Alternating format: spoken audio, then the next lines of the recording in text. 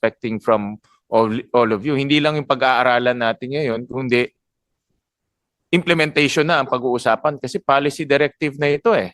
No, hindi na ito, kumbaga, this is an instruction, no, to implement it, no. So kaya gusto ko malaman kung merong consultation or recommendation na yun galing sa inyo. Mr. Chair, as regards the draft of the bill, we'll be submitting a draft of the bill regarding the Sariling Kuryente Act and also on the systems laws. Yeah, but having said that, meron ng 8 na bills dito according to our chairman on the removal of system laws.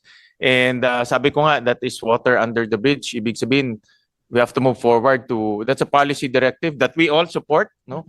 8 ang bills dito, so ibig sabihin, maraming senador ang sumusuporta sa pagtanggal ng system laws. Although kanina, kaya rin ako na-late, I was watching the news, nasabi ni Mr. Pangilinan, ang boss ni Attorney Valle sa Meralco, na sino sasagot, no, nung system laws, no? Obviously, ayaw namin mga consumers sagutin yun, no? Kaya 8 ang nagpasa ng bills para tanggalin yung system laws. And nakikita naming sasagot nun, obviously, yung distribution company, no? And it will be part of their cost or expense, no, in generating electricity or in transmitting electricity. So nakikita ko naman ang kagandahan naman doon ay mapapwersa ngayon yung mga distribution utilities to be more efficient. Ngayon kasi efficient or not efficient, bahala na si consumer. Papasa na yon. No? Of course, sinasabi nila may technology and all that, pero walang pressure for them to lower down system loss because everything is passed to the consumers. So ngayon, since it's part of their cost na, mapapwersa sila na talagang pababaan or kung pababaan or tanggalin yung system loss lalo na pagdating sa technical. No, sa non-technical, makipag-usap na lang sa mga pulis para hulihin yung mga nagja-jumper. Mga jumper yan eh, di ba? Mga jumper o barangay or ano, di ba? Para completely matanggalin non-technical. But ang point of the matter there is, as consumers, agree that it should not be passed on. No, dahil nga hindi naman namin kasalanan yung technical losses, hindi rin naman namin kasalanan yung jumper, diba? So hindi dapat sa amin ipasa yon. So again, may 8 bills dito and ang chairman natin will fast track the hearing of that bill. So we expect DOE and ERC to be ready with data, with the mechanisms, dahil kung maghihiring ng ating chairman, kala masagot na lahat ng tanong, no? Hindi pwedeng sa next week or next month, or it has to be answered right away. And I think the chairman is going to hear that Yes, next week. Next week. So all of the questions, including yung mga concerns ng Meralco and other utilities, especially the ECs, nandito ba ang PhilReca? Dito. PhilReca. Here. In concerns ng PhilReca, ma-address na lahat yun, no? We want to make sure that those concerns ma-address, no? Nakita ko sa notes ko ang estimate ng system loss nationwide is about 70 to 80 billion. Is that correct, Chair Juan? Kung in-add natin lahat ng system losses being charged to consumers, it's about 7 to 80 billion. Is that correct? I don't have the exact data now, but based on the Meralco, which is more than 70% of the total market, it's already 30 billion for last year. 30 billion last year. So kung remaining 30, baka overestimate yung hawak ko. So baka around mga 35 billion pagkasama EC. Mga 40 billion, let's say. Mga 45. Mga 45 billion pagkasama EC. So ang tanong, who will absorb that 45? No? Again, I think that 45 can be absorbed by the distribution utilities. They just need to be efficient. Kaya nga nung narinig ko nga yung mga ibang EC na dapat VAT zero rating, pag nag-VAT zero rating tayo, paano tayo magpapatayo ng eskwelahan? No? Wala na tayo makukolektang buwis. Di ba? Paano tayo magpapatayo ng tulay, kalsada? No? Kung lahat tatanggalan natin ng buwis, wala na tayong panggastos sa social services natin. So ang aking mungkahi, maging efficient. Diba? Pababain natin or kung pwede nga lalong close near zero yung system loss, mas maganda nga yun eh. No? So instead of curtailing the collection of government, let's be more efficient, no? Using technology and other mechanisms. So thank you, Mr. Chairman. Thank you. I just have a couple of questions to Attorney Juan and Yusek Inocencio. Attorney Juan, tama po yun, Mr. Manny Pangilinan saying na pag inalis po yung systems loss, mag-incur ng losses at baka bumagsak po yung industriya ng elektrisidad pag binawasan po, inalis yung systems loss. Totoo ba malulugi po sila? Is that true kung alisin natin? Say for example, we start with non-technical systems loss. Malulugi po ba? Dahil po ang non-technical system loss ay mga nasa 1 at hanggang 1.5% ng total kabuang system loss nila, ito po ay magre-representa ng kabawasan doon sa kita nila. Pero ito naman po ay maliit kumpara doon sa kabuang system loss. So kabawasan sa kita nila, hindi sila mababankrupt kung alisin natin ang systems loss. Ang sa tingin naman po ng ERC, kung ito ang magiging regulasyon, mag-a-adjust, mag-a-adapt ang ating mga utilities at maaaring mas magiging masigasig sila sa panghuhuli ng mga nagnanakaw ng kuryente. Nang sa ganon ay hindi naman maging malaki ang impact sa kanila nung pagtanggal ng halimbawa yung non-technical system loss. Yusek Inocencio, your thoughts on this? Yes, I fully agree with the statement of the chair that the systems loss adjustment could be a self-regulating mechanism for the DUs and the ECs to make themselves more efficient, and so that the pass-through charge or the systems loss could be more reflective only of the technical for now. And then for the technical, it's going to be a long-term solution that we would have to assist most of the ECs in the implementation of infrastructure improvements so that they can make sure that they can lessen the technical losses. But I fully agree with the statements of the chair that it's a self-regulating mechanism if there will be some adjustments or lowering down of the allowable cap on the system's loss. Thank you. Let me go back here. Attorney Valles na Meralco. Ano pong ginagamit nyo? Ano ho yung formula na ginagamit nyo para ma-detect systems loss bawat bahay? Pare-pareho po ba? Pagpunta po ng inyong meter reader doon, yung magkukuha ng bill, anong klase pong system, anong sistema or formula? Pare-pareho ba yung ginagamit yung computations na para makuha yung systems loss? Or can you explain to us? Yes, Mr. Chair. Pwede ko po bang ipaliwanag muna yung sa system loss ng Meralco? Go ahead. So yung sa Meralco po today, no, ang feeder loss cap na inimpose ng regulasyon ay nasa 5.5%. So ang Meralco po ay ang total system loss cap namin or feeder loss cap namin ay 4.22% as of 2025. So mababa ho kami kaysa doon sa feeder loss cap na sinet ng ERC, at sa aming palagay ay yung 4.22 na yan ay global standard na po.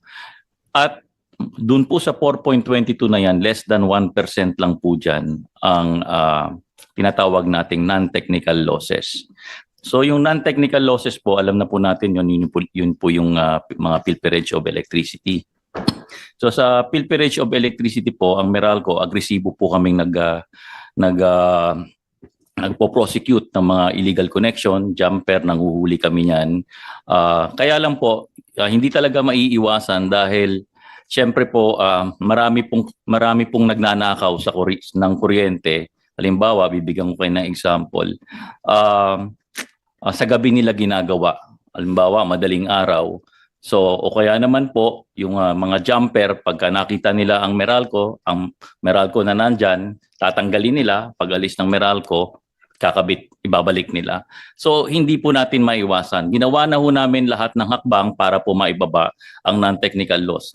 Tinaas po namin ng metro sa mga ilang depressed areas para hindi maabot. Yet may nangyayari pa rin hong non-technical losses. So ang solusyon, kung gusto natin i-eradicate ang or tanggalin talaga ang non-technical loss, kailangan damihan namin yung personnel na 24/7 nag-i-inspect dito sa mga kabahayan na to at nakabantay sa bawat siguro bawat isang kilometrong poste na umiikot sila o rumoronda sila at napakagastos po niyon.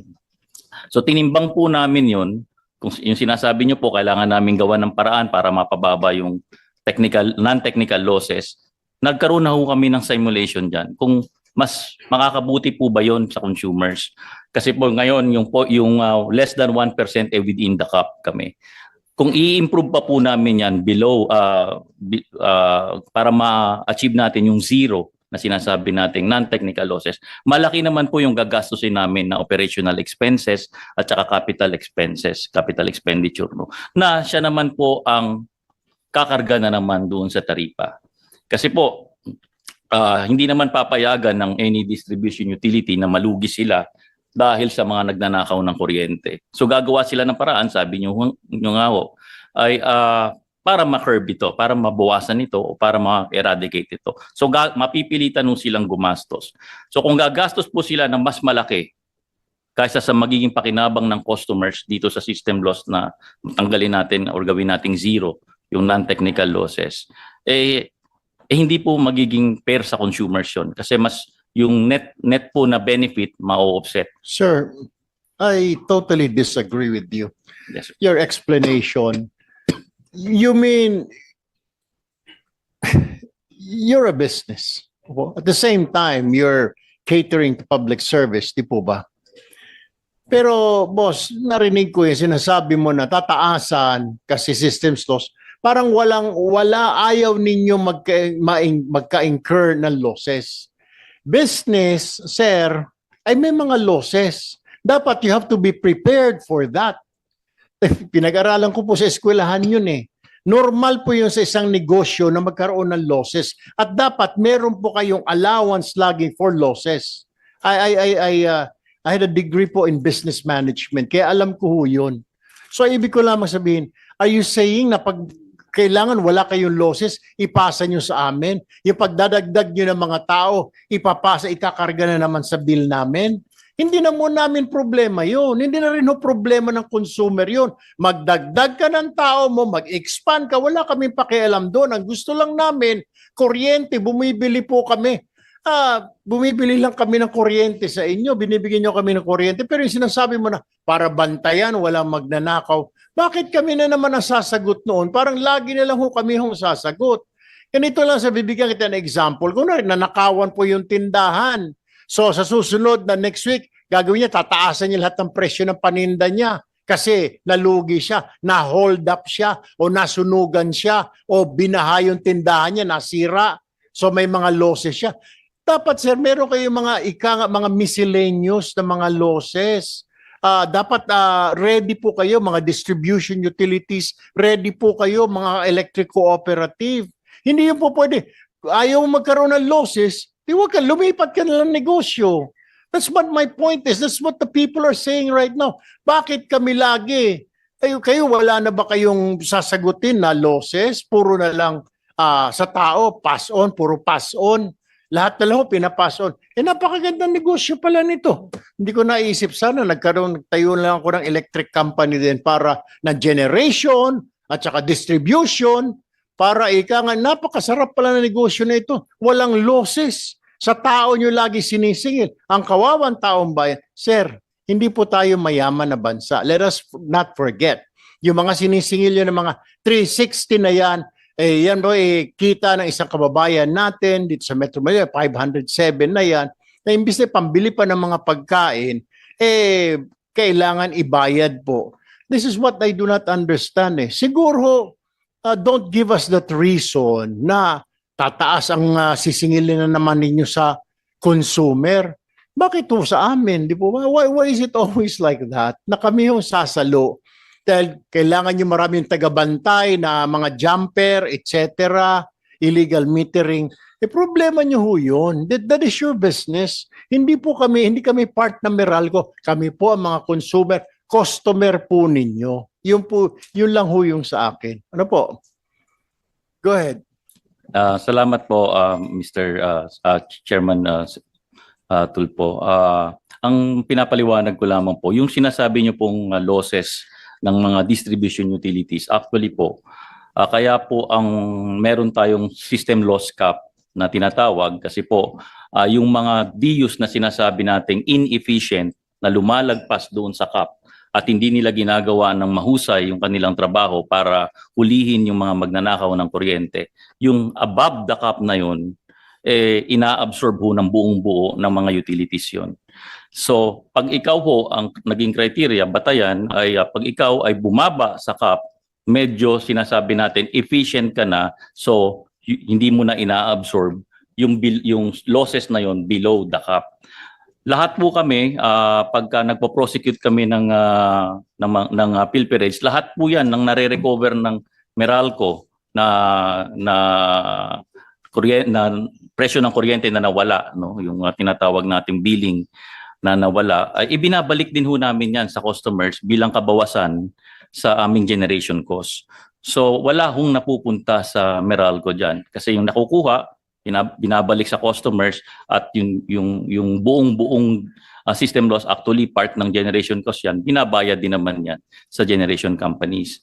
So si Meralco po, ang mangyayari dahil malaki yung magiging expenses niya, lahat ng expenses namin pagka ina-attempt namin na pababain ang aming system loss, I think karaniwan sa lahat ng distribution utility, ipinipresenta namin sa Energy Regulatory Commission. Ito po yung mga gastusin in terms of capital expenditures and operational expenditures. At i-evaluate naman ng ERC yon kung ano doon yung fair na expenses na pwede nilang sabihin na isasama nila sa taripa.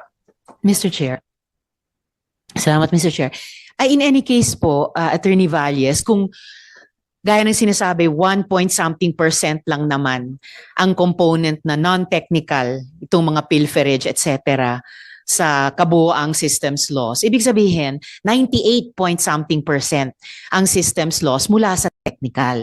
Hindi ko po ine-excuse kung may nagnanakaw ng kuryente, but ibig pong sabihin yung overwhelming na responsibilidad at potensyal na i-address yung kabuang systems loss ay dun sa technical side. So sa distribution utilities po. Ibig sabihin kung fully i-electrify nyo lahat-lahat ng mga household sa Pilipinas and gaya ng sinabi ni SP kanina, maging mas efficient, ma-address po natin, I think in large part, yung 5% lang na charge sa systems losses.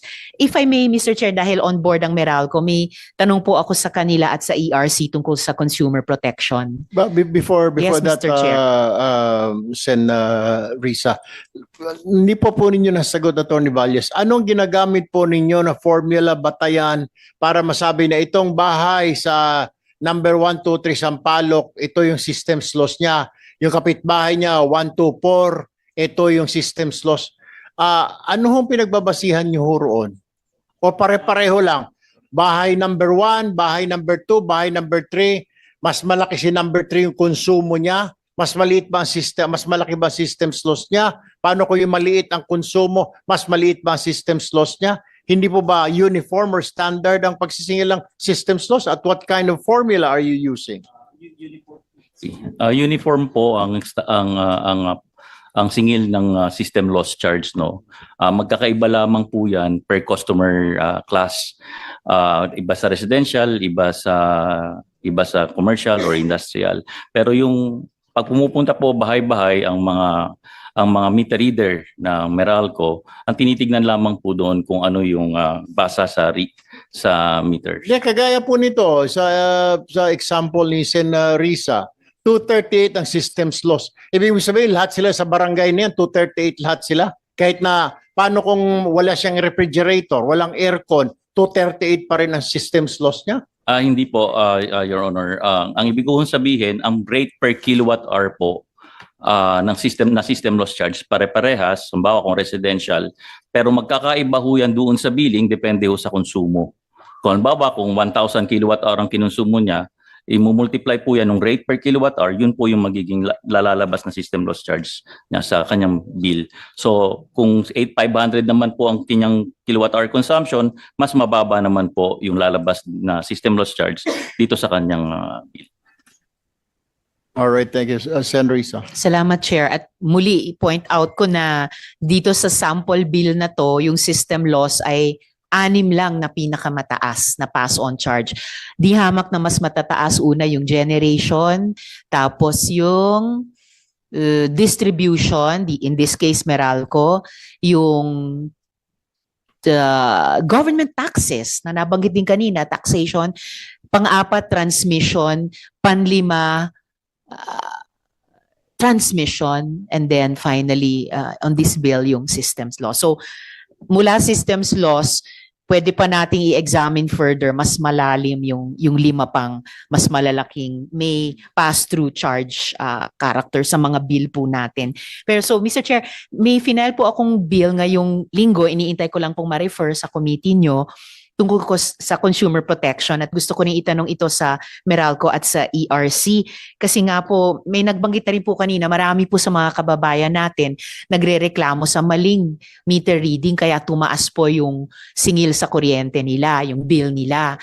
For the record lamang po para marinig ng publiko natin, hindi po ba official policy or official policy po ba na kailangan munang bayaran ang singil kahit pa may protesta, no? Kailangan bang bayaran yung full amount kahit po nagprotesta yung customer na ay mali po yung reading na to sa metro ko? Attorney Valles, Mr. Chair. Ang mga consumers po na may reklamo tungkol sa kanilang billing or sa kanilang meter reading, pag sila po ay tumugon sa Energy Regulatory Commission, automatic po hindi na po na-enforce yung disconnection. So pag hindi po na-enforce yung disconnection, na-hold din nila yung kanilang payment ng bills. Pero wala pong official policy to my recollection na dapat ay hindi sila magbayad ng bill. Pero sa Meralco po ang ginagawa namin, tinitignan namin yung mga reklamo, yung mga complaints, at within the same day or 2 days, nire-resolve po namin yan bago pa ho dumating doon sa due date ng bill. So malaking porsyento ho ng mga reklamo na yan, nare-resolve namin in a matter of 24 hours or 48 hours bago pa ho dumating yung due date ng bill. Para ho pagdating ng due date ng bill, alam na po nila kung ano po yung tamang bayarin doon sa kanilang kuryente. Wala po bang planong Meralco magkaroon ng official company policy na kung may protesta yung customer nyo, anyway 70% kayo ng market, kung may protesta po sila dahil sasabihin nila mali po yung meter reading namin, ay hindi nyo muna sila puputulan ng kuryente? Ginagawa po namin yan, Your Honor, kung alimbawa po at pag-evaluate namin ng kanilang complaint ay nakita namin na talagang kami ay yung initial evaluation pa lang pong ito within 24 hours nakita namin na kailangan busisiin ng mabuti at mukhang tama ang complaint ng customer, hinuhold na po namin yan. Hindi na po namin pinipilit sa customer na pabayarin.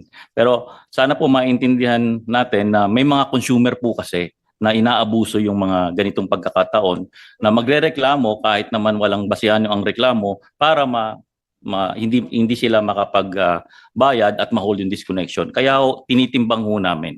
So doon kung tingin namin initial evaluation ay walang basihan at tama naman yung billing namin, reading namin, ay hindi po namin hinuhold yung disconnection. Pero kung hindi po siya satisfied na yun na po yung pagkakataon niyang pumunta sa Energy Regulatory Commission at pagdating naman sa Energy Regulatory Commission, upon filing ng reklamo, nahuhold na po yung disconnection. Siyempre po, attorney, mas mahirap pumunta ang isang customer sa ERC kesa dumulog diretso sa Meralco. Meron din po kasi mga tao na kahit nagpoprotesta sila na mali daw yung meter reading, na hindi po nang-aabuso pero seryosong nagsasabi, mali po yung meter reading, posible. Parang yung isang halimbawa ni Chair kanina.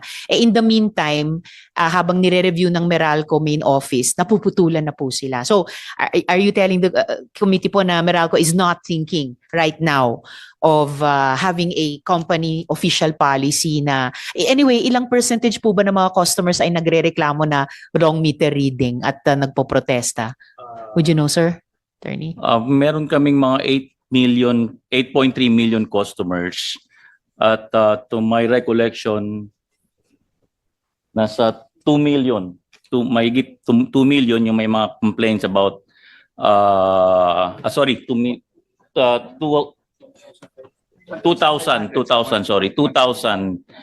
yung may mga Ay, salamat. mga customer complaints, no? And Na salamat. ine-evaluate po namin.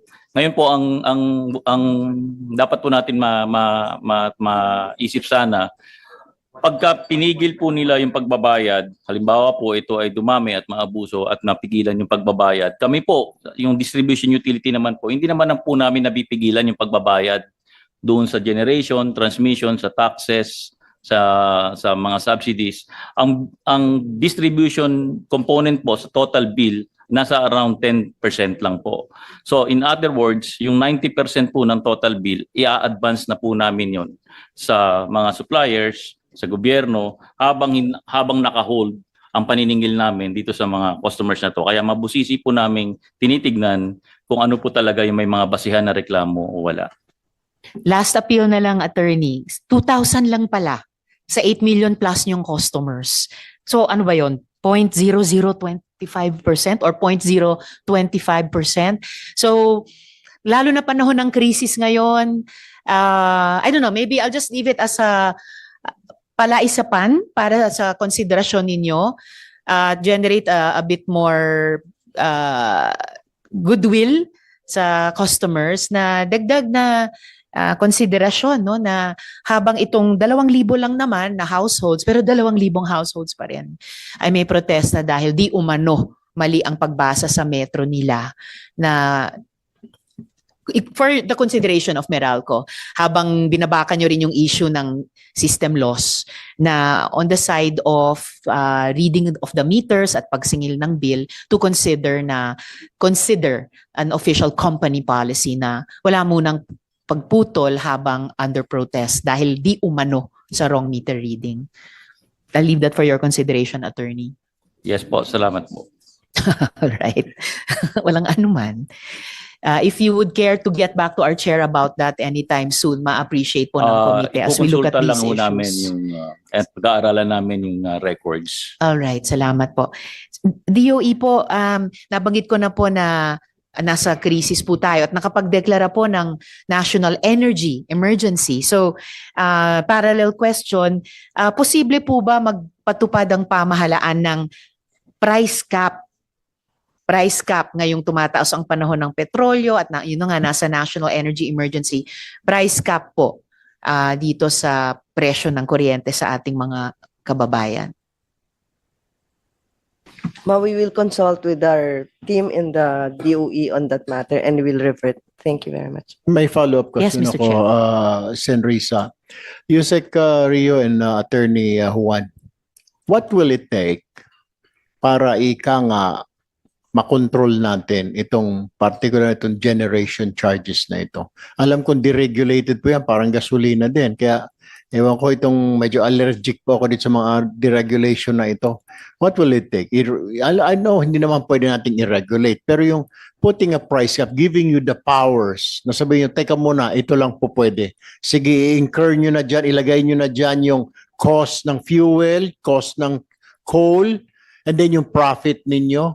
What will it take for this committee to give you what kind of power so that you can, kahit paano, put a price cap? Hindi naman po regulate totally. What do you need? Attorney Yusek Inocencio. Mr. Chair, the DOE has been very bullish in encouraging what we call the retail competition, the open competition and that will give the consumer the right to choose the supplier that they would want to supply from where they were going to get the supply, and it's a negotiated contract. So this has been lowered, the threshold. It started as a 1 megawatt threshold. It's now down to 100 kilowatt. And in fact, together with ERC, the ERC has already issued retail aggregation in which, and where the households, even if they're less than 100 kilowatt, they can aggregate their demand and actually negotiate with their supplier. This will empower mostly the residential and even the commercial to negotiate for better terms without being controlled by the distribution utility as captive market. So that is something that we are very bullish about, giving the choice to our people on from whom they should get their power from. So sa atin, isang kumpanya sa Metro Manila, Meralco, doon po sa Palawan, si Paleco lang, sa Oriental, or Ormeco, sa Bataan, si Penelco, wala namang other companies po na pwede lang pagpipilian. Kung meron lang siguro, pipiliin na. Di ba? Actually, Mr. Chair, meron na tayong tinatawag na retail electricity suppliers. And there are like for example, the recent, may mga big companies already that have already opted to get their supply from retail electricity suppliers. And as mentioned, it has already gone down to 100 kilowatt as a threshold, and it can even be less than that, the threshold, by aggregating their demand. And they can actually contract or contact this retail electricity supplier and negotiate for lower rates. And the number of electricity suppliers have really been has gone up, and the competition is very strict already, and they have that option, Mr. Chair. Attorney Juan, anong kailangan ba para nakakapagod na ho ito for the past 20 plus years? Ganito ng ganito, ang dami mga pass-on charges sa mga tao. Wala ho bang pamamaraan? Can you give us an idea? Kaya nga po, nandito tayo to review the EPIRA law, and then you're requesting for more power. So what will it take para makontrol ito? What do you need? What kind of power or something that you need to control this? Kasi alam ko, deregulated po itong generation charges po na ito. So what do you need? Opo, tama po yan. Ang nakita naman natin kasi over time during the implementation of the EPIRA of these past 25 years, ang ating supply ay sumasabay lang doon sa paglaki ng demand, at kung nagkakaroon na nga nung mga pagtanda ng ibang mga planta natin at yung mga infrastruktura kasama na yung transmission at yung mga distribution, sa tuwing magkakaroon ng mga ganitong aberya ay nagkukulang ang supply at nagre-react ang merkado, nagkakaroon ng pagtaas sa ating mga singil, lalo na sa wholesale electricity spot market. So kung ako po ang matatanong, syempre ang supply kailangan natin ayusin at siguruhin na talagang magkakaroon ng karagdagang mga supply upang matugunan yung lumalaking demand natin sa kuryente. At ano naman pong klaseng supply ang kailangan nating paghandaan? Syempre po dahil ito ay pribadong sektor ang mamumuhunan dito sa mga generation supply na ito, kakailanganin na mayroon tayong stable na regulatory, legal and regulatory policy environment na kung saan talaga ma-attract sila na mamuhunan. At kung saan natin gusto silang mamuhunan, kung halimbawa ang pulisiya talaga ng gobyerno ay mabawasan yung reliance natin sa imported fuel, so kinakailangan na magkaroon tayo ng mga implementasyon ng mga pulisiya at regulasyon na makahikayat sa pagtatayo ng mga karagdagang mga renewable plants halimbawa, nang sa ganun ay mabawasan naman yung ating dependence on imported fuel. At sa kung magtatayo naman ng planta,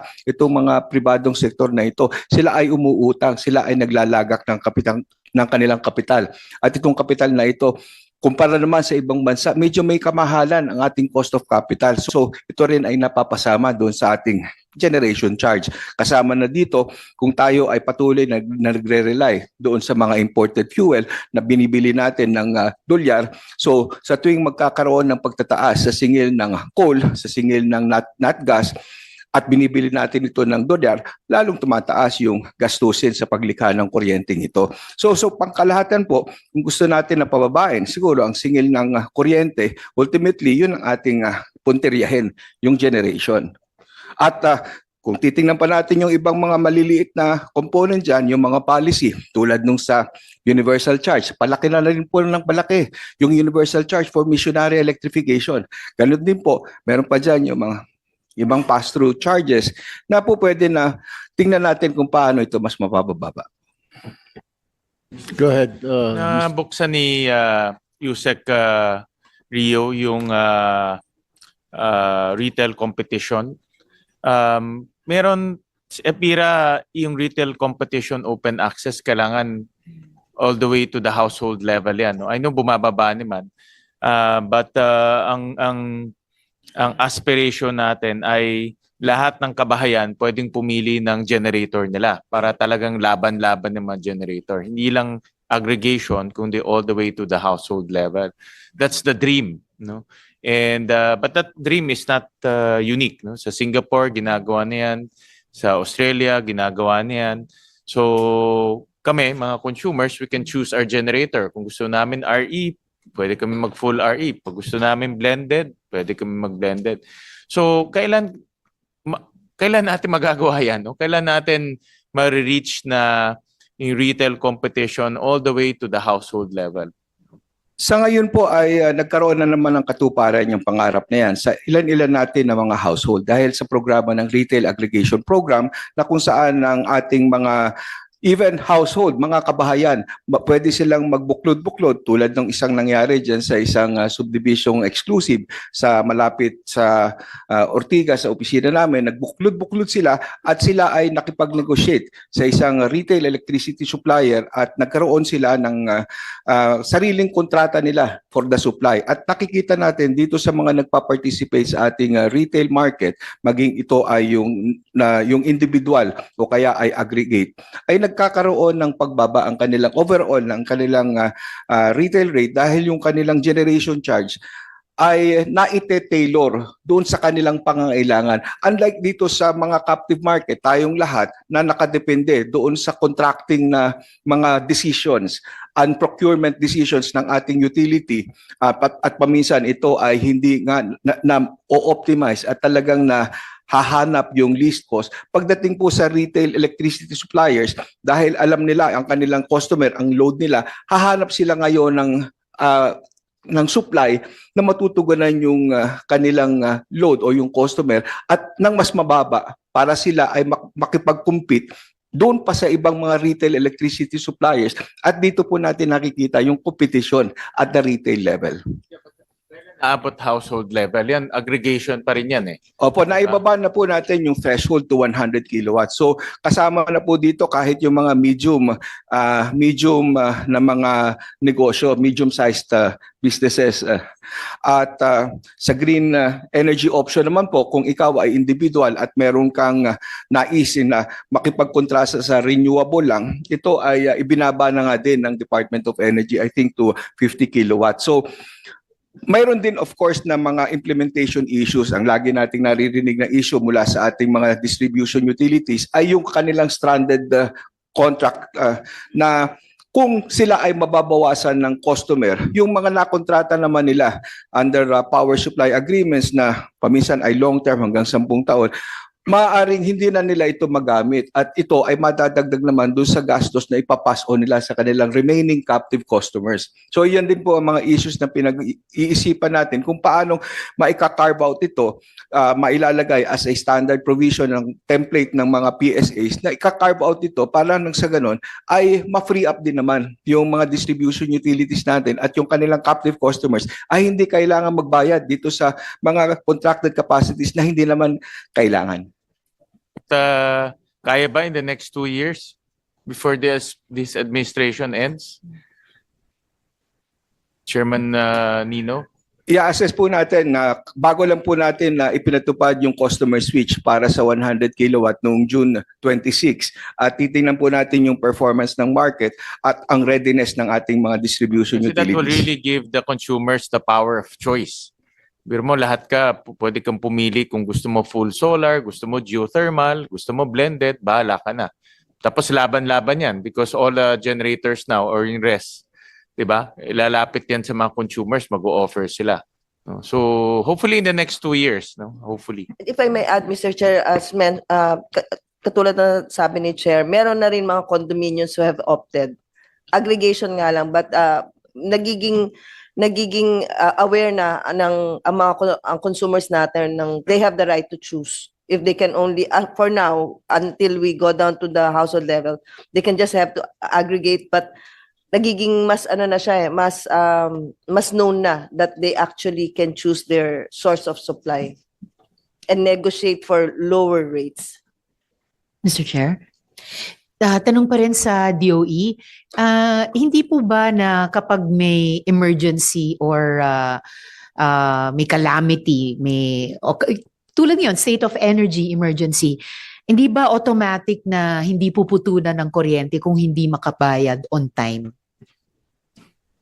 Actually, Madam, there's no policy as of now, but we will look into that. What we did during the emergency in order to regulate the cost is when we have, together with ERC, made the administered pricing effective for at least, I think, the first month of the emergency, Madam Chair. Mr. Chair. So, posibleng gawin na default yung no disconnection muna habang may calamity or emergency. Pwedeng kasama ito sa pag-aaralan nyo? Yes, ma'am. For the record kasi, Mr. Chair, gaya ng nabanggit ko kanina, naghahain po ako kahapon lang ng Senate Bill 2361 na naglalayong bigyan ng kapangyarihan ang gobyerno na magtakda ng presyo ng kuryente kapag may state of emergency or may calamity. Ang panukalang ito ay gagawing automatic ang no disconnection policy kapag nga emergency or calamity, deferred payment scheme, at saka yung sabi ng Meralco, pag-aaralan nila, pagbabawal sa disconnection habang pinoprotesta ang di umanong maling bill.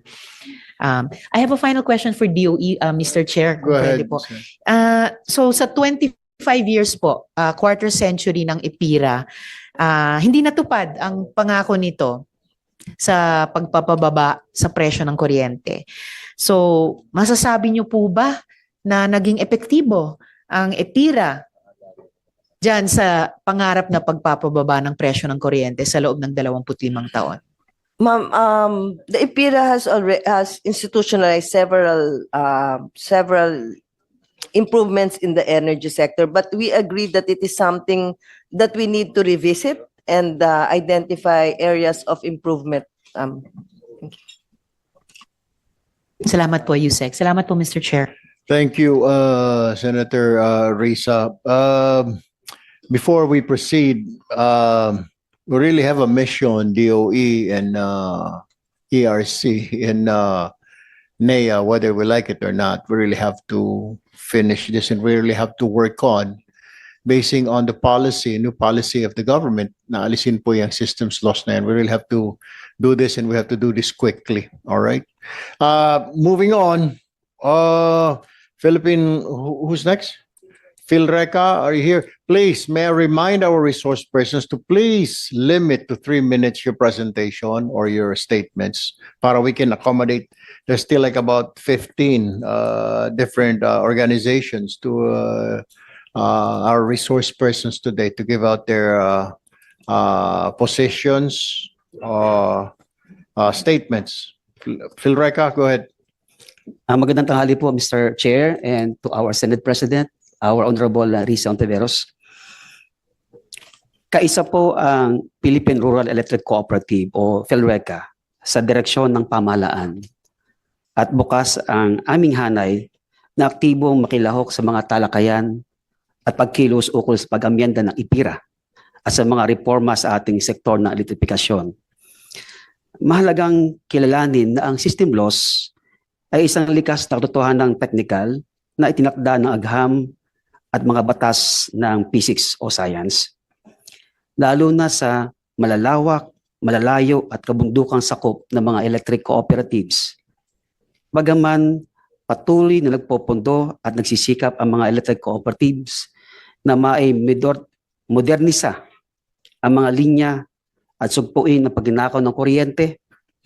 Likas na may nawawalang enerhiya habang dumadalo ito sa mahabang linya, mas mahabang linya, mas mataas na system loss. Sa aming pong panig, buo ang suporta ng PhilReca sa pagtatanggal ng system loss charges at iba pang non-power cost sapagkat hindi dapat patawan ang kuryenteng hindi naman nagamit ng ating mamamayan. Gayunpaman, upang maprotektahan ang operasyon ng mga non-stock, non-profit electric cooperatives, ang ganap na pagpapatigil sa pagbawi o recovery ng system loss ay dapat tapatan ng direktibang mekanismo o isang performance-driven transition model o isang performance-based standards sa ilalim ng Energy Regulatory Commission.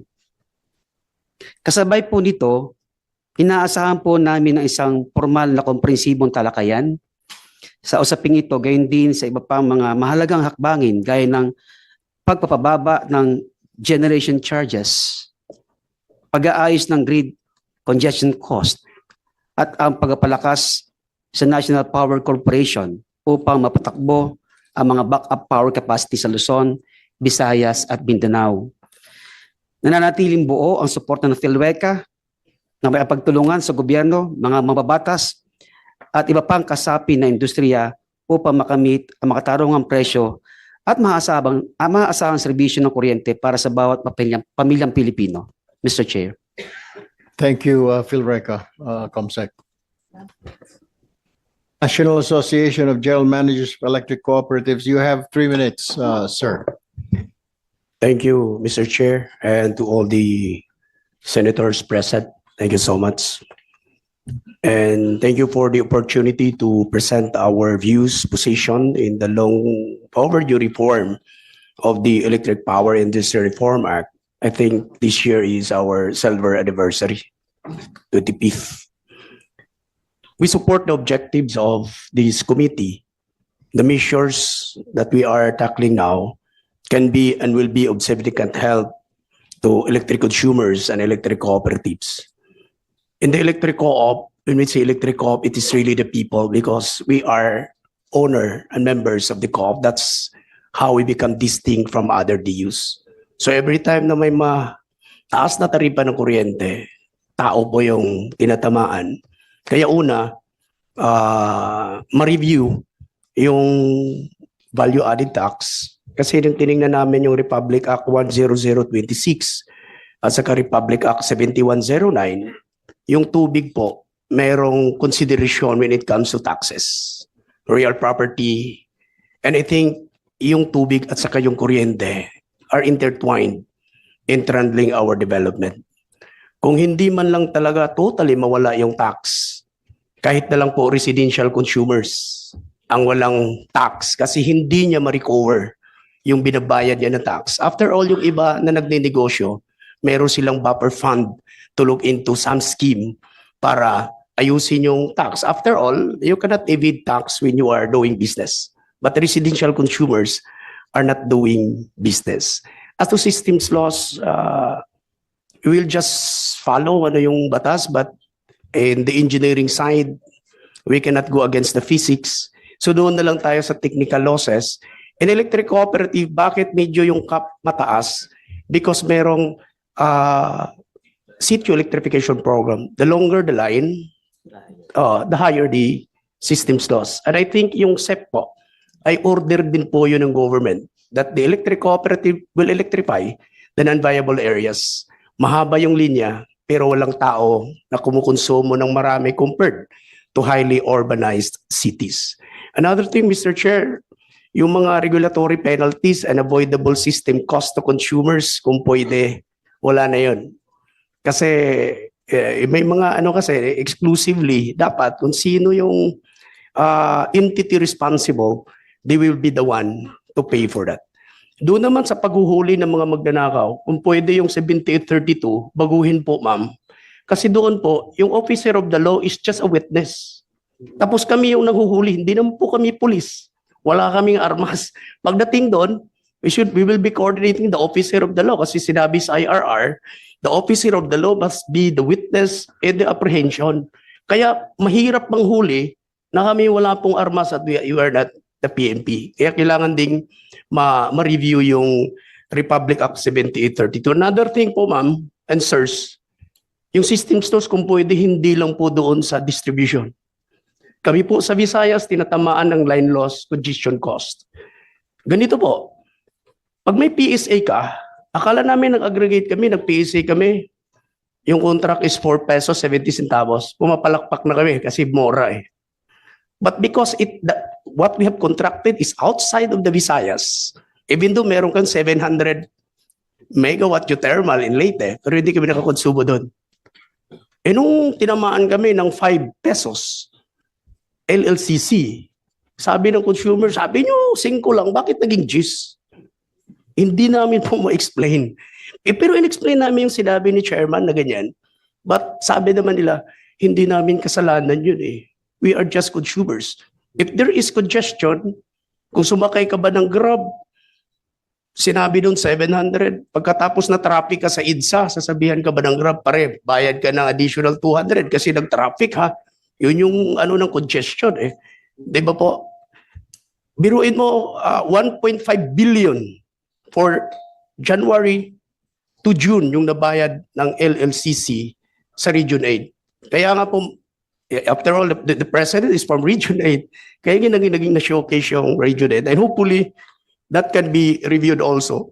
And as to the restructuring and operationalizing the ERC, we support that para yung mga capex namin mapadali na. And kung pwede, hindi siya centralized dito kasi kung sa Mindanao ka, pupunta ka pa dito, natatagalan po. Kung pwede, gaya ng may Court of Appeals, parang gano'n, para mapadali. So that yung mga efficiency na sinasabi sa amin sa electric co-op, matutugunan namin. And another thing, sir, yung rebalancing of market power, cross-ownership, and we see price brutality. Yung power industry is one. May 4 na sectors. Pero dahil one siya, any ownership of 2 sectors, we construe that is already cross-ownership. Kung nag-generation ka at nag-distribute, cross-ownership na yung tingin namin doon. Generation ka, nag-retail ka rin. Paano makikompete yung DUs, yung sabing customer choice? If yung generation at saka yung rest, isa lang may-ari. Kami wala kaming generation, magdi-distribute lang. Ang mangyayari talaga, maiiwan yung DUs with that. Pag naiwan siya, yung contract niya in long term na 20 years, who will pay the stranded cost? May freedom of choice yung mga kayang maka-afford. Kasi di can afford the money. Yung maiiwan na consumer po. I-quantify din po yun dapat dahil i-increase din yung rates ng residential consumers compared to others. And another thing, Mr. Chair, yung granting emergency presidential crisis powers na mention ni Senator Risa kanina in terms of force majeure, kung pwede, meron yun siya kasi kung merong bagyo, di ba? Lalo na po yung ECERF, usually nakalagay doon 750 million, ngayon 200 million na lang. Kasi weather will like ito na sa Philippines, 16 typhoons in a year. So yung electric co-op, nagbabayanihan kami. Pero sinusubsidize po namin yung electric co-op doon pag pumunta kami. 1 EC will cost us 1 million. Pupunta lang ng isang trupa. Cost po yun in our part.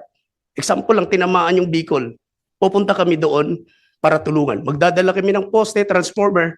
Donation na yun. Pero that is a cost in our co-op. Oo, in task force kapatid. Sa ECRF, natugunan na yun na gobyerno na meron siyang subsidy. Pero kulang po yung 750 kasi sabi ng typhoon, it's more fun in the Philippines. Bumabalik-balik siya 16 times. Yun po yung ano sa amin. And then, sana makita to. And then yung sinabi ni Senator Risa Hontiveros kanina, yung protection of consumers. Because we believe in the electric co-op, kami po yung consumer. Ganun po, ma'am. And sir, in the part of Nagbek, thank you and good high noon po. Thank you, sir, for bringing that to our attention. Take note, Department of Energy and ERC and National Electrification Administration. Yun nga po yung sinasabi natin, di ba?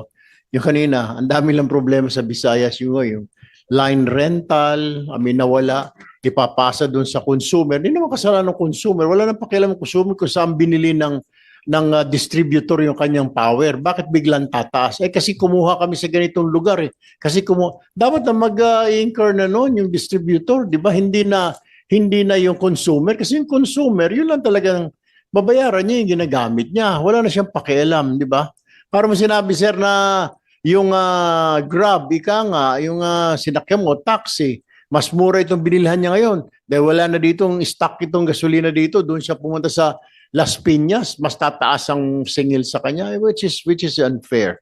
Thank you po. Thank you, National Association of General Managers of Electric Cooperative. Next. Philippine Electric Plant Owners Association. You have 3 minutes, sir. Yes.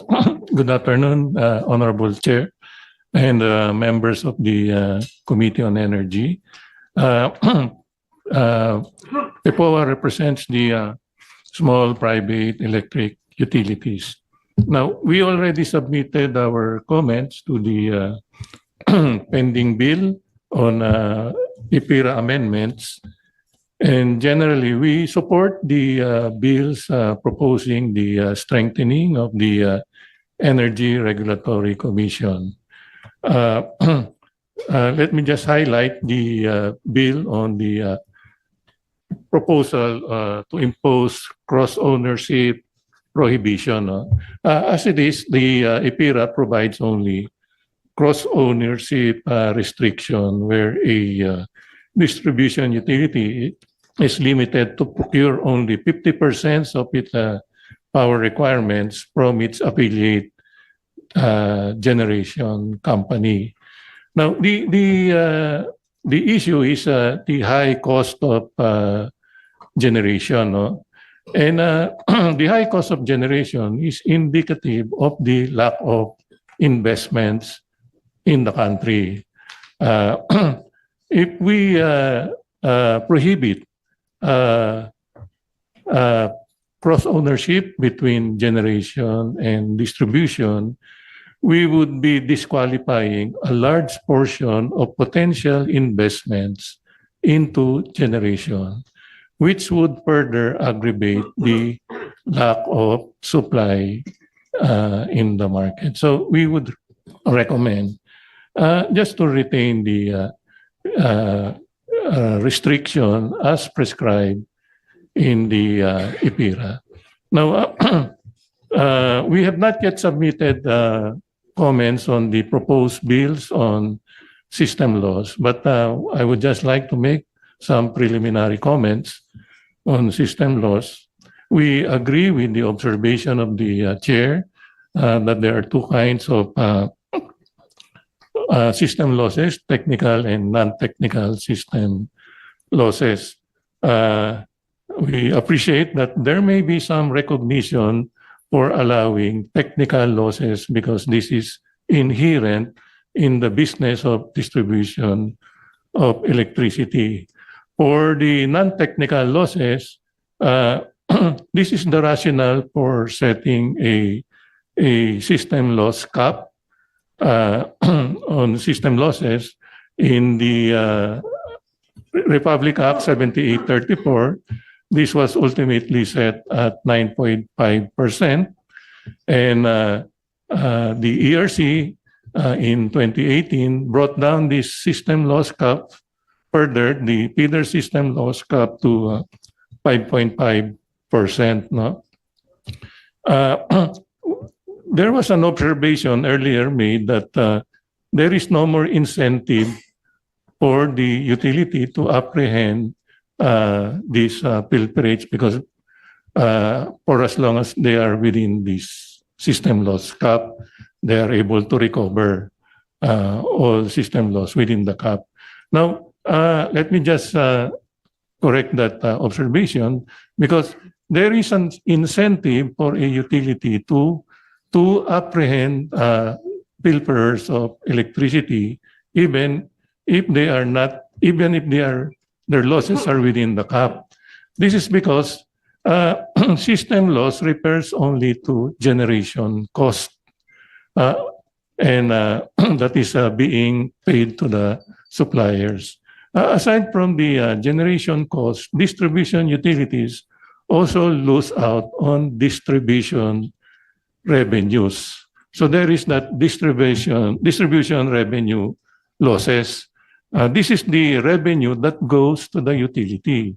In system loss, they are not able to collect that distribution charge because it is lost in the system. That is why there is that incentive for a utility to apprehend to the extent possible all pilferers of electricity so that system loss, the equivalent consumption of that system loss can also be converted into a distribution sales. So they would derive revenue from it. In the same token, for technical losses, there is still that incentive for utilities to bring down further their actual system loss because if they just maintain their system loss within the cap, they also lose distribution revenues that could be a potential revenue for them if they lower further their system loss. So that's why they invest in capital expenditure projects in order that their distribution system would become more efficient to reduce system loss, and that will result into a reduction of system loss, which will be converted into distribution revenues. So with that in mind, the subject of system loss is very technical, and there are many matters to be considered in addressing that problem of system loss. So we would recommend from PEPOA that we allow the regulator the opportunity to address how best to solve this problem of system loss, because under the EPIRA, they have been empowered to issue rules and regulation to address these pass-through charges, among other things. All right. Thank you, Your Honor. Thank you, Attorney Ronulfo Ocampo. Go ahead, po. Yeah, Mr. Chair, just a quick rejoinder lang kay Attorney Ocampo. I have a different view, Attorney Ocampo, on the matter of cross-ownership. We have, with all due respect, I have a different view. Nasabi nyo kasi it might discourage investments in GenCos, in generating companies. But actually, the reason why I filed this bill is because precisely it's discouraging investments in generation, in the generation sector. Madalas ko kasi naririnig, lalo na Meralco is the biggest utility in the country. Sinasabi ng mga GenCo, kung wala kang kakilala sa Meralco, kung hindi ka investor ng Meralco, mahirapan ka manalo ng kontrata sa kanila. No, so and this type of comments naririnig ko ito throughout, no.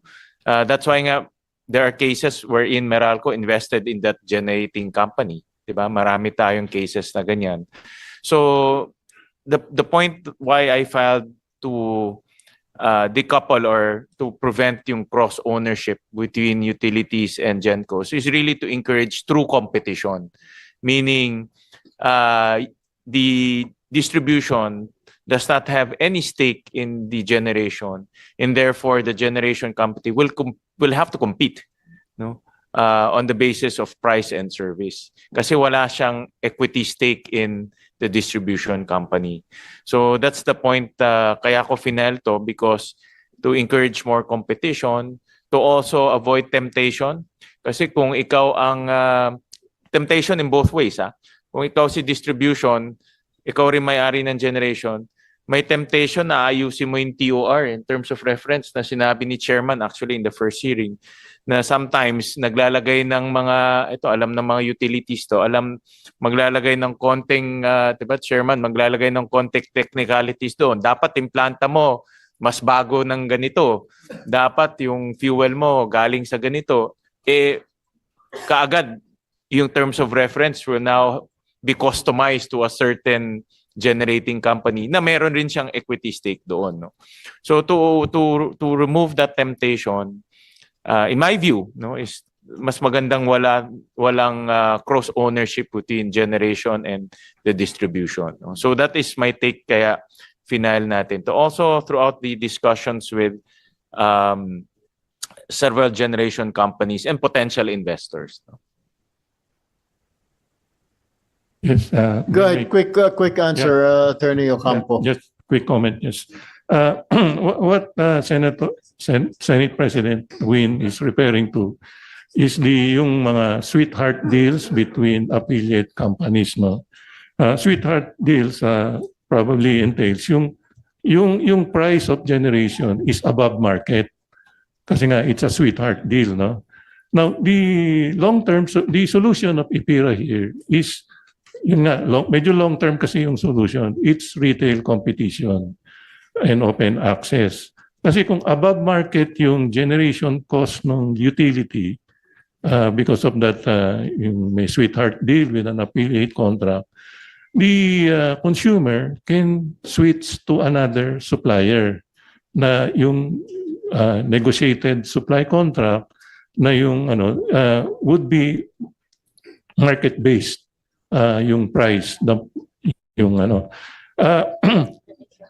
as yung utility naman, there is that risk of incurring, kasi nga because of retail competition, they have the risk of incurring stranded contract cost.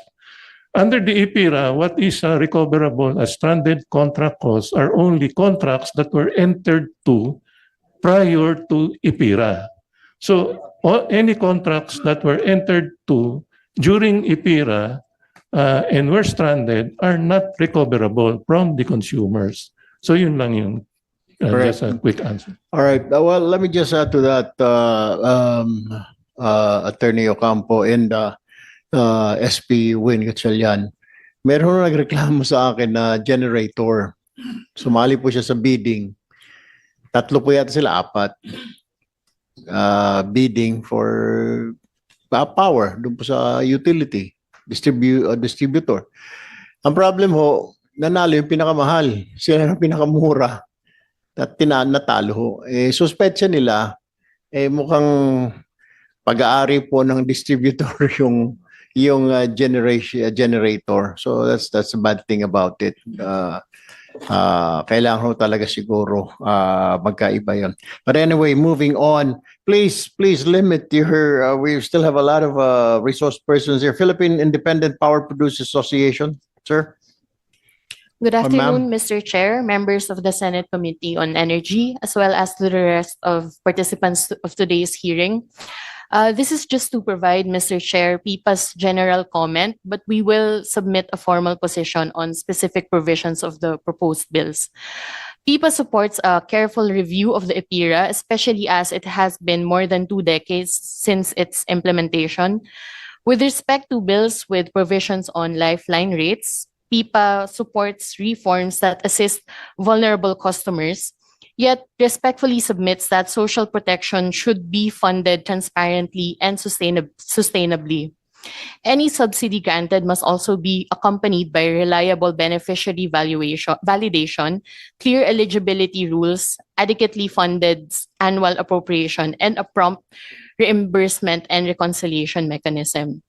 As for amendments on ERC strengthening, PIPA supports measures that strengthen the ERC's institutional independence, technical capability, accountability, and capacity to resolve cases within predictable timelines. Specific amendments should nevertheless preserve due process, regulatory consistency, and proportionality of penalties. Because IPIRA governs an interconnected electricity market, we emphasize that major amendments should be assessed and supported by regulatory, competition, fiscal, and system impact studies. While PIPA supports amendments which strengthen the ERC, prevent anti-competitive conduct, and improve reliability, we nonetheless submit that any measure imposed should be carefully calibrated so that they do not unintentionally impair existing contracts, create duplicative regulation, provide for retroactive changes to approve cost recovery mechanisms, or discourage the generation and infrastructure investments needed by the country.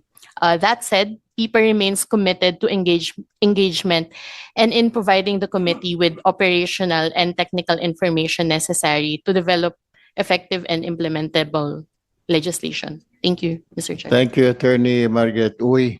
The developers of renewable energy for advancement. Oh, okay. Retail electric suppliers of the Philippines. Good You have 3 afternoon. minutes, sir. Yes, sir. Good afternoon, Mr. Chair, Senate President Gatchalian, and Senator Ontiveros. On behalf of the RESA, we would like to manifest we support the policy direction to amend portions of the IPIRA, and we would like to further align with how the ERC would like to undertake the reforms needed, as we view the ERC as the competent entity to determine how they would like to improve on their service. So outside of that, we will provide a detailed position paper for consideration of the committee. And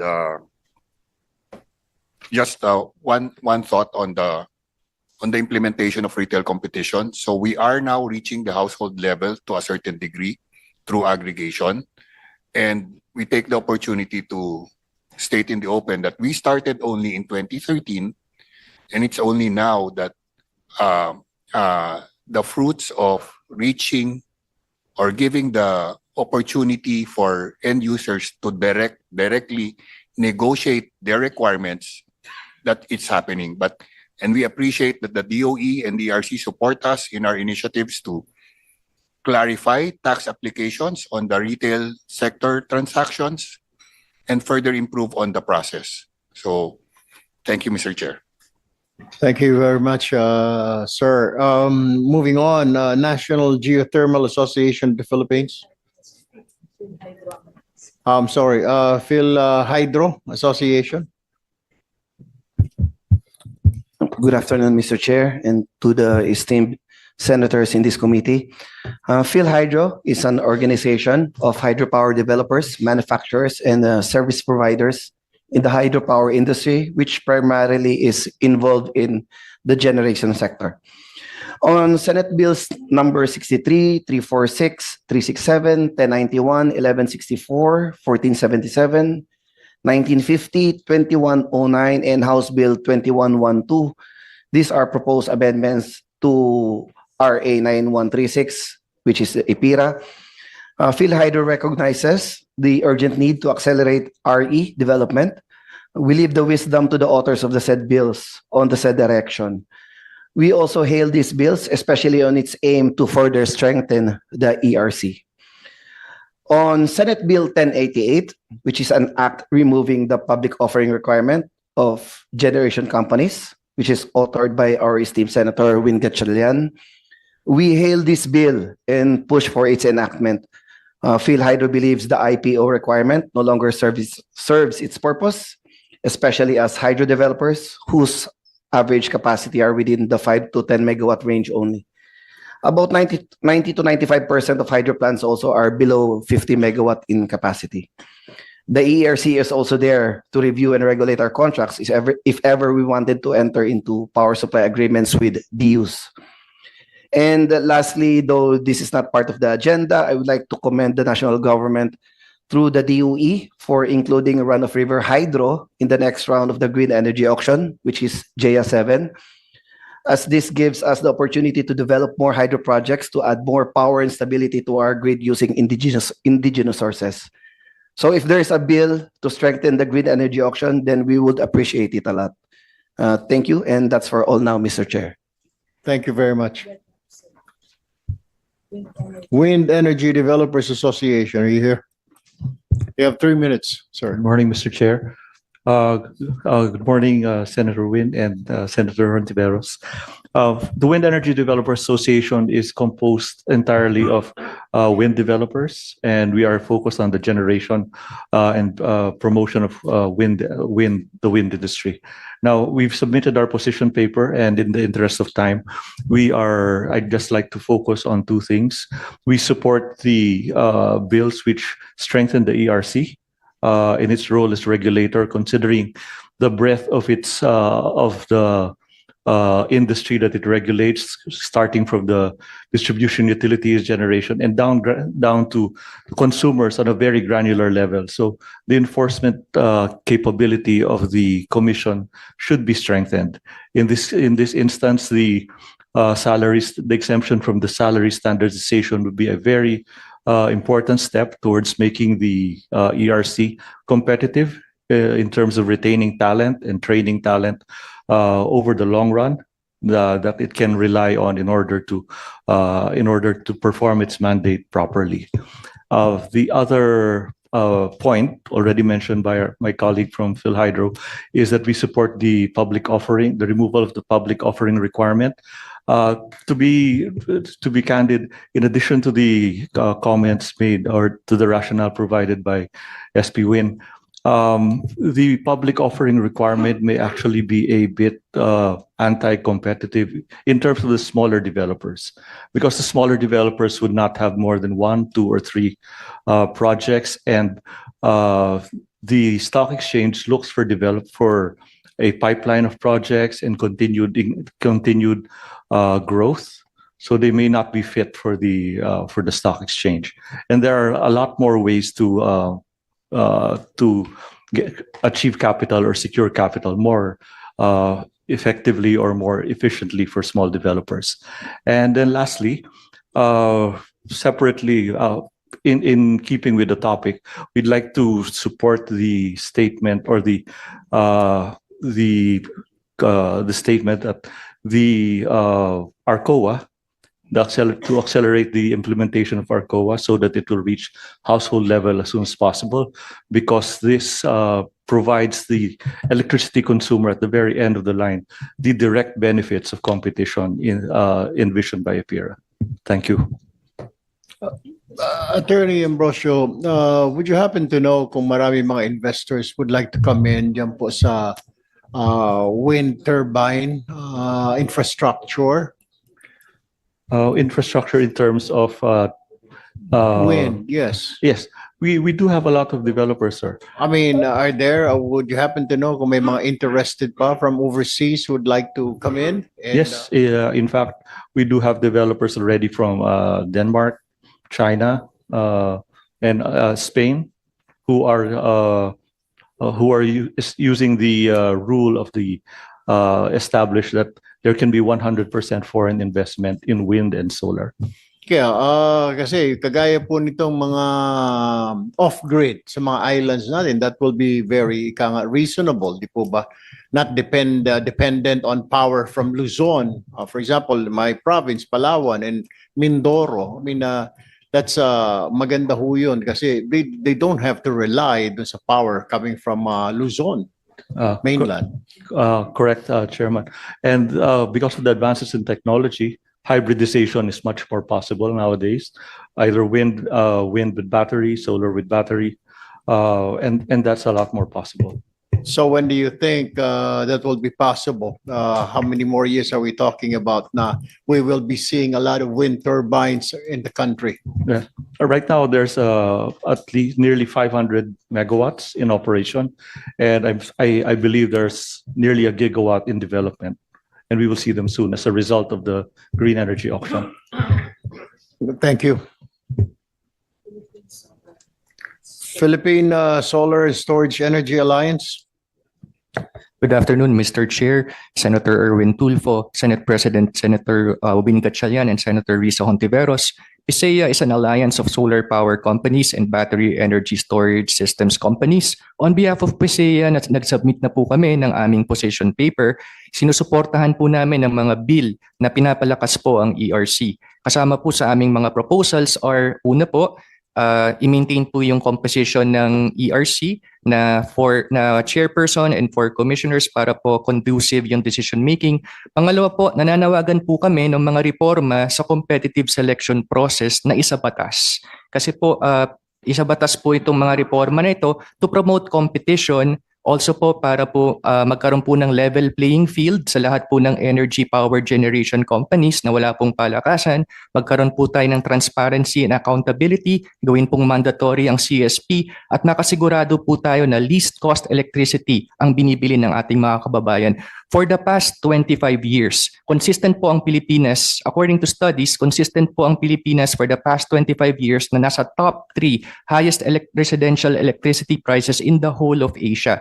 At isa po sa mga core issues sa high electricity prices sa Pilipinas, ang CSP o ang competitive selection process. Nabanggit niyo na rin po kanina, marami po talagang problema sa CSP. Meron po yung alleged tailor fitting of bid requirements. Meron din po yung mga passed on costs, lalo na po sa mga fossil fuel power plants. Napakarami pong issue dito. Kaya naniniwala po kami na it's about time na magkaroon po tayo ng reforma sa CSP at isabatas po ito para mas maging malakas itong mga reformang ito at mas magkaroon po ng permanency itong reforms sa CSP po natin. At nananawagan din po kami na palakasin po natin ang mandate ng ERC na mag-promote ng strategic investment sa power sector, bawasan po natin yung mga processing times sa regulatory requirements at also po sana po yung ERC is mas sumunod po sila sa timelines ng energy virtual one-stop shop. Maraming salamat po, Your Honor.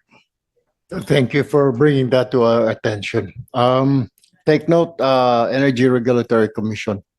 Mr. Chair, may I just state for the record that the ERC's record in terms of EVOS compliance is 100%. In fact, we've been processing applications way below the timeline that is specified in the law. I take offense to that statement. That implies that we have not been complying with the EVOS law. Pero sir, somebody came up to my office and he was complaining nga na yung, I agree with him, yung competitiveness. Tatlo po sila nagbidding sa isang distributor. Ang problem is pinili yung pinakamahal. So therefore, yung sisingilin po ay mahal, di po ba? Hindi ko alam kung may sweetheart deal yung distributor at saka yung generator. Kasi nagrereklamo po siya, siya yung pinakamura. And then suddenly, sinilipan siya ng ganito, hindi siya nanalo. Eh dapat pa lang daw, doon sa pagtanggap pa lang ng kanyang mga requirements, kung hindi siya naka-fulfill, dapat din-EQ na siya, di ba? Disqualified. Unfortunately, hindi.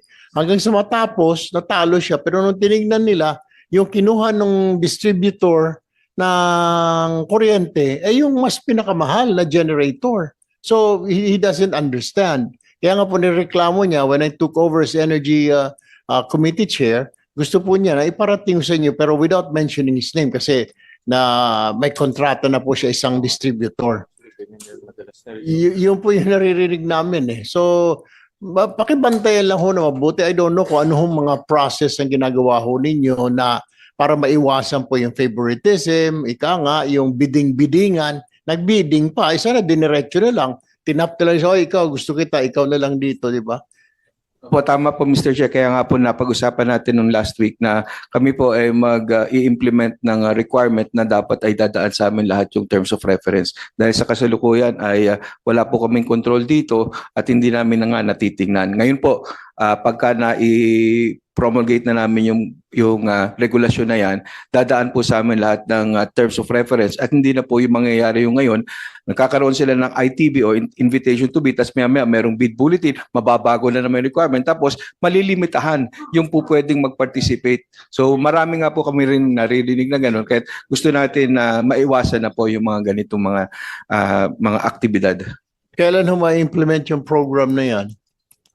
Ito po ay minamadali namin katatapos lang ng aming public consultations at kinokolate na lang namin para maisapinal yung final version ng resolution po at ipopromulgate po namin yan most likely within August po. All right, thank you. Go ahead, SP. Chair Nino, anong official position yun dito sa cross-ownership na bill? What's your official position being the regulator? Ngayon po ay wala talaga kaming napag-usapan pa at the level of the commission. But if ako po ang matatanong, dahil ito ay Nangyari po ito doon sa IPIRA pa lang dahil nung pagsisimula nung deliberation ng IPIRA, mayroon tayong umiiral na mga power purchase agreement at ang mga between Meralco at ang kanyang ka-affiliate. At ito nga po ang naging pag-uusap sa Kongreso nung isabat ng IPIRA kung ito ba ay ipagbabawal na, dahil ang naging parang impression nun ay dahil mag-anak itong dalawang kumpanya, yung may-ari ng mga power plants na kinontrata ng Meralco, so maaring hindi nagkaroon ng talagang negosasyon na arm's length at hindi tuloy yung kontrata ay nagkaroon tuloy ng pagkakataon na makapag-recover ng mga gastusin na hindi naman nararapat. So yun lang po yung impression, and I think dyan po nanggaling kung kaya't nagkaroon ng partial na prohibition sa cross-ownership pagdating sa procurement, dahil nga po ang distribution utility dapat ay nagpo-procure siya ng least cost para sa kanyang captive market, at kung mayroon ng ganitong pagkakataon na may mapapaboran na kamag-anak na kumpanya ay hindi niya magagampanan yung obligasyon na yan. Pagdating naman po sa cross-ownership sa pagitan ng transmission at ng ibang mga sektor, kasi po yan din ay isang umiiral na prohibition na ng cross-ownership. Ang transmission company, dahil siya po ang pinakadaluyan ng kuryente, para magkaroon talaga ng kompetisyon, dapat ay mananatiling independente ang transmission at walang may mamay-aring or interest na distribution or kaya ay generation or supply, nang sa ganon ay walang masasabi na mapapaboran ang transmission operator at walang masasabi na impact or implikasyon nito sa pagkakaroon ng kompetisyon sa mga sektor na mayroon tayong pagpupursige na magkaroon ng kompetisyon tulad ng generation at supply. Aralan nyo sa commission yung position. Would like to hear sana an official position from the regulator, dahil at the end of the day kayo yung mahihirapan o kayo yung madadalian ng trabaho dahil kayo magre-review ng mga documents eh. Kung may mga accusation nga of favoritism or sabi ko nga kay Senator Risa, ang daming ways to disenfranchise the bidder, kayo rin ang mahihirapan dyan. No, so ano kasi ang tendency and temptation is mabigat eh. Kung ikaw ang distribution company tapos meron kang may-aring generation company, yung temptation na bumili sa kanya mabigat eh. So you'll really find ways to makabili sa kanya dahil ano yan eh, kita yan for both companies, no. So pag-aralan niyo yung official position, and of course that should be based also on your experiences in the past, no. And ako naman alam ko to be honest, maraming magagalit na negosyante diyan, no, dahil marami nang may generation at may utility. But ang punto ko naman para sa consumers to eh, no, para sa kabutihan to ng consumers at para bumaba pa ang presyo ng kuryente natin dahil mas maraming competition ang papasok, no. So pumili ka na lang kung gusto mo na sa distribution ka, gusto mo na sa generation ka, pili ka na lang, but wag both. No? Pwede ka naman kumita in both sides. Eh, no? Right. Thank you, Mr. Chairman. Thank you. Philippine Chamber of Commerce and Industry, you have 3 minutes, sir.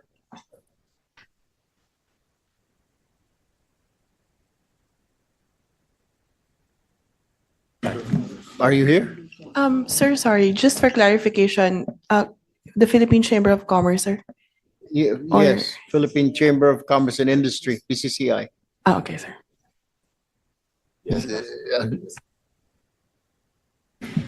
We are from the Joint Foreign Chambers, sir. Okay. All right. Arrancada Philippine Project. Yes, sir. The Arrancada Philippine Project is the advocacy arm of the Joint Foreign Chambers, consisting of the American, Canadian, European, Japanese, and Korean, and the PAMURI, or the Association of Multinational Regional Headquarters.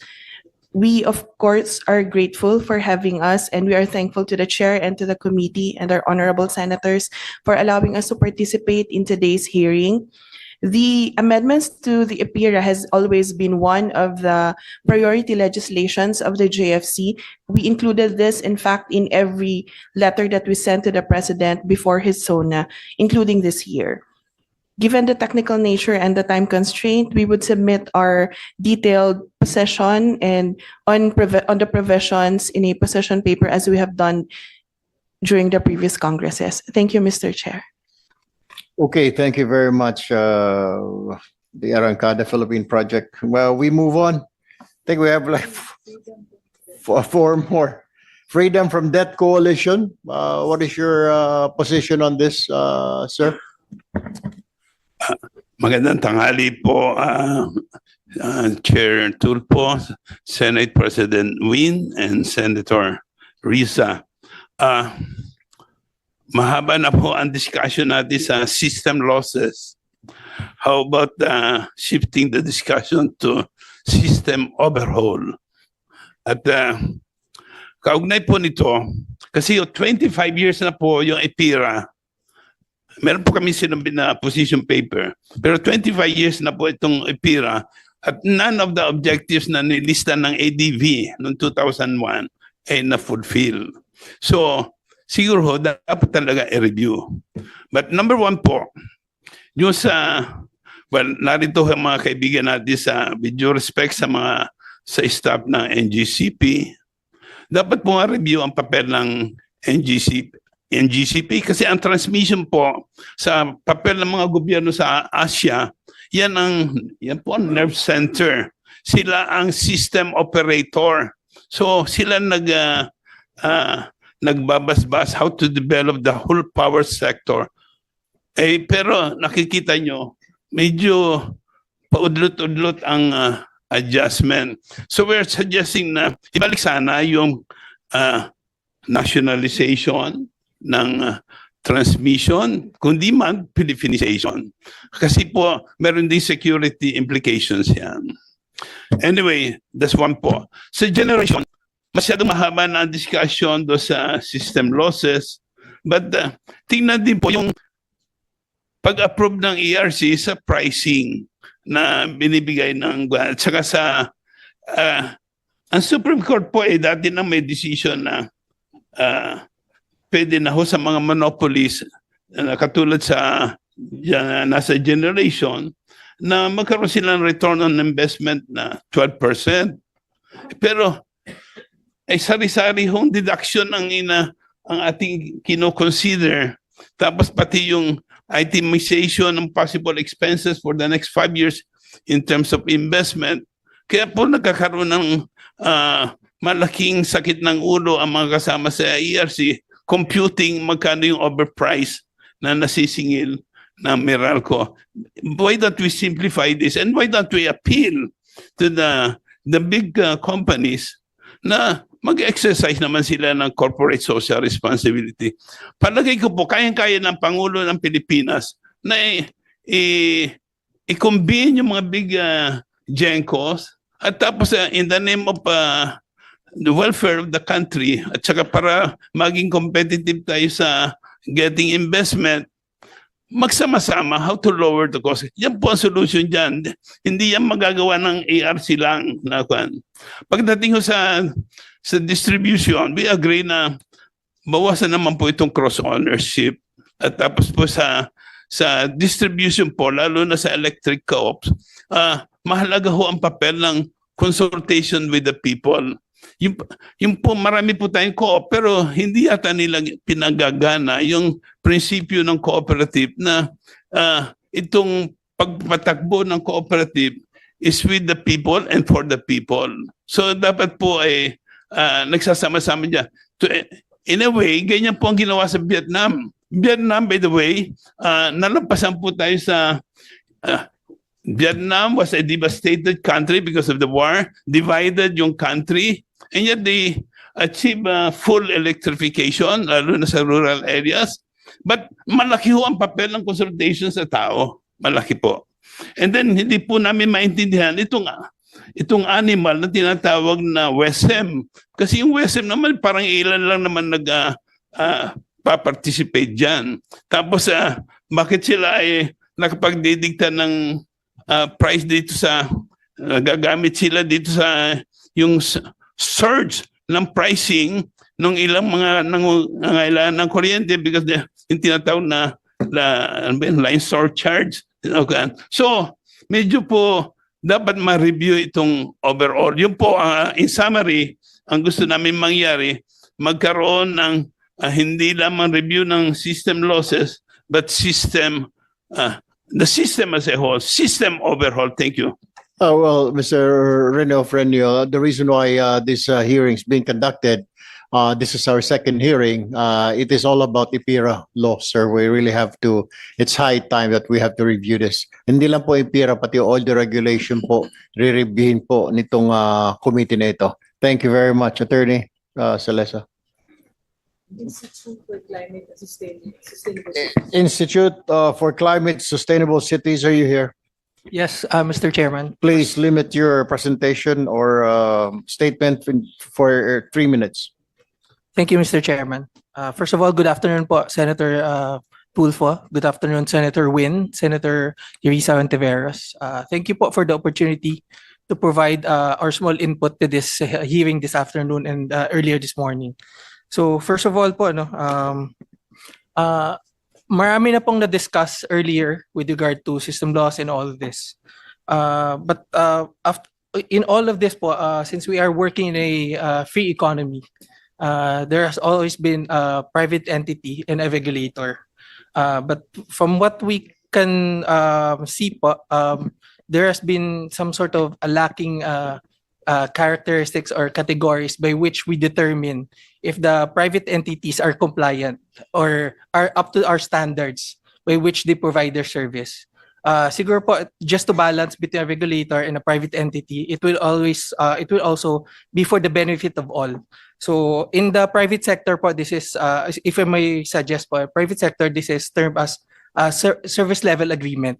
So we agree on by which standards we determine if the service providers are compliant or not. And in conjunction to that po, if I may also suggest, is of course we need in a free economy, we need a strong regulatory agency or regulator.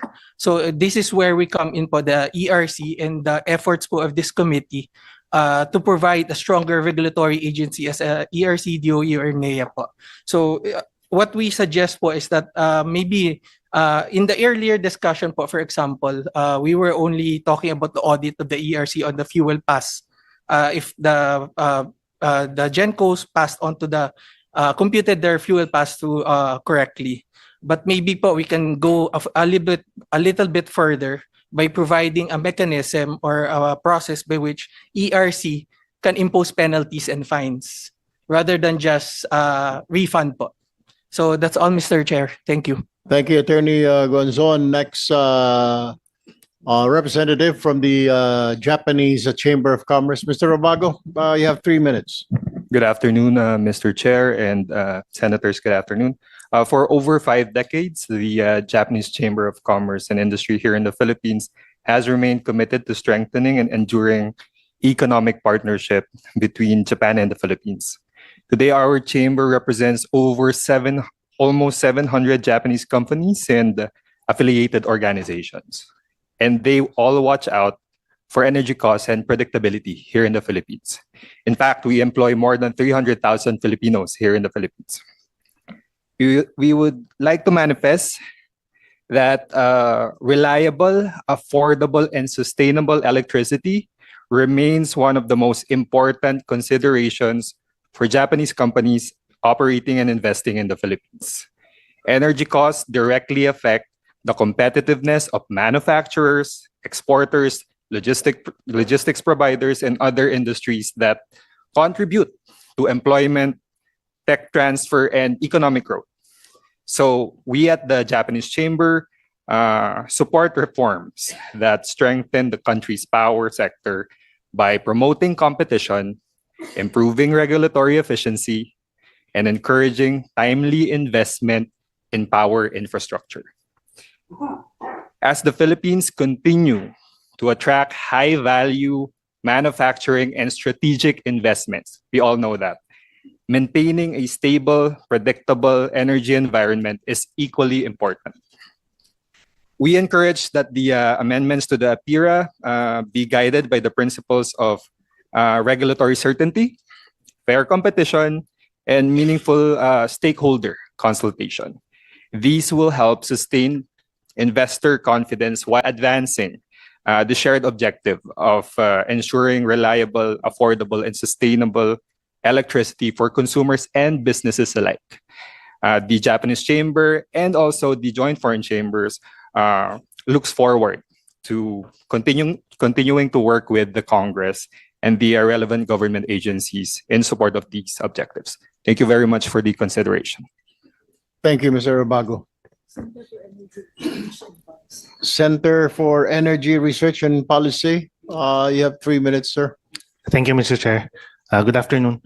The Center for Energy Ecology and Development has been engaging issues in the power and energy sectors in the past decade alongside consumer groups and other CSOs towards promoting clean and affordable renewable energy. Many of the issues mentioned in the previous hearing and even today, like pass-through costs, annual outages, and issues on market pollution, have been part of the issues that we've been engaging. We welcome these hearings, which seek to discuss APIRA, a 25-year legislation that we believe has failed in bringing about affordable electricity for Filipinos.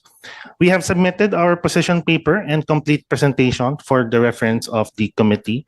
But for the sake of brevity, we would like to share just 3 points today. The first point is the reason behind the high electricity rates, which is the result of continued dependence on fossil fuels, much of which are imported. Counter to the objective of APIRA to generate affordable rates, data since the start of the decade and through the 2 wars showed that electricity rates have only continued to increase. Residential rates of Meralco, for example, have jumped from 9 pesos to 13 pesos since 2020. We can observe this across the country as well. As mentioned in the earlier discussion, a large portion of our electricity bills come from the generation sector, or rather generation rate component, where RE sources play around 4 to 6 pesos, while fossil fuel sources generate at a rate of up to 9 pesos. As one of our recommendations, we should prioritize RE development as opposed to technological neutral stance, given the benefits of RE in reducing generation rates. The second reason behind high electricity rates are pass-through costs, which particularly include fossil fuel costs. The removal of system loss is very welcome, and the discussion that opened up a while ago, covering what components of the generation charge are being passed on, is also welcome. These are exorbitant costs passed on to electric consumers. While private generation companies profit from electricity generation, selling electricity, electric consumers unfortunately have no share on those profits. However, when it comes to the risks attributed to imported fossil fuels, electric consumers shoulder that burden. This has long been questioned by consumer groups, especially now that the consumers are reeling from the impacts of the energy crisis. In fact, according to the Philippine Institute of Development Studies study, the energy crisis may push up to 3.1 million Filipinos into poverty. Pass-through should be prohibited and straight pricing should be mandated instead. We are part of groups that have questioned and asked for the adoption of straight pricing in the terms of power supply agreements. But unfortunately, pass-through is still allowed today. One last point in the interest of time is the need to prohibit cross ownership. And to raise the threshold that limits market concentration in the grid, that aims to prevent price manipulation and market collusion. Data shows that our grids are annually subjected to prolonged outages. Penalties should be increased and sanctions placed on those that go on prolonged outages far beyond the imposed limitations. Thank you, Mr. Chair. Thank you, Mr. Andres. SP, do you have a closing statement or Senator Risa? We're good. Okay. I just have one question for Attorney Juan. Attorney Juan, kung i-unbundle natin yung generation cost sa electric bill, do you think malalaman natin kung magkano yung kuha nila, magkano yung profit nila? Will you be able to do that? Then therefore, makikita ninyo, you can control yung profit margin siguro if we unbundle this. Unbundling of the generation cost. Doon po sa regulasyon ng ERC ngayon, nire-require natin ang bawat distribution utility na i-post sa kanilang mga websites yung kanilang generation suppliers at kung magkano ang kuha at kung gaano kadami ang kinuha nila bawat buwan. So makikita po natin dito yung actual na ibinabayad sa kanya ng kanilang mga kakontratang distribution utilities. Pwede po natin naman na makita, ikumpara rin ito doon sa kanilang mga annual report na isinusumite sa komisyon at isusuma natin kung magkano yung kanilang benta sa kanilang mga kakontrata at more or less makita din natin kung magkano ang kinikita po ng ating mga generation companies. Thank you, Attorney Juan. Attorney Juan, Yusek Inocencio, and Attorney Rosero Lee. We'll have one more hearing pertaining to this systems loss. Kailangan po natin madaliin ho ito. You guys really have to talk to each other and then communicate with us. We have a mission here. Kailangan na po ng mga kababayan natin para hindi na po nahihirapan. Sobrang pahirap na ho ito. Go ahead, Cedrica. Dagdag po dyan, Mr. Chair, di ba may kasabihan na if it ain't broke, don't fix it.